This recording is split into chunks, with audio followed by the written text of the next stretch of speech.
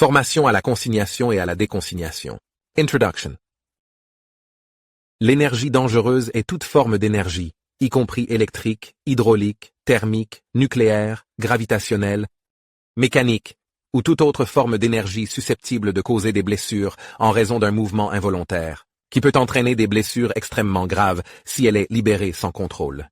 Les blessures liées à la libération d'énergie dangereuse comprennent l'électrocution, les brûlures, l'amputation, les coupures, l'ébouillantage et l'écrasement.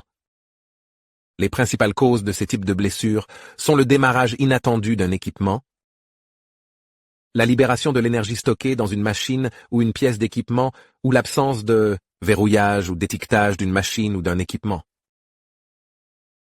En fait, une statistique de 2014 de l'Association des commissions des accidents du travail du Canada indique que 2,5 accidents mortels et plus de 230 000 accidents se produisent chaque jour sur les lieux de travail canadiens. Bon nombre de ces incidents auraient pu être évités en éteignant simplement l'équipement et en s'assurant qu'il restait inopérant avant de procéder à son entretien. Ce problème ne se limite pas au Canada, puisque le Bureau des statistiques du travail des États-Unis a montré que 80% des travailleurs n'éteignent pas les équipements avant de les réparer.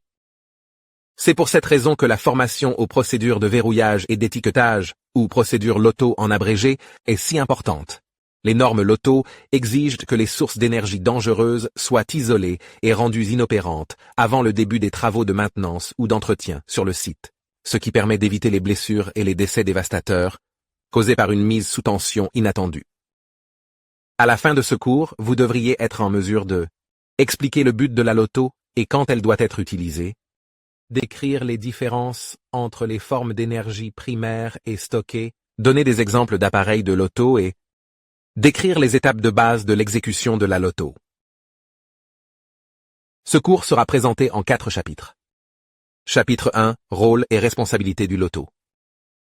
Chapitre 2, forme d'énergie dangereuse. Chapitre 3, développer des procédures de LOTO. Et le chapitre 4, verrouillage et étiquetage des équipements. Commençons.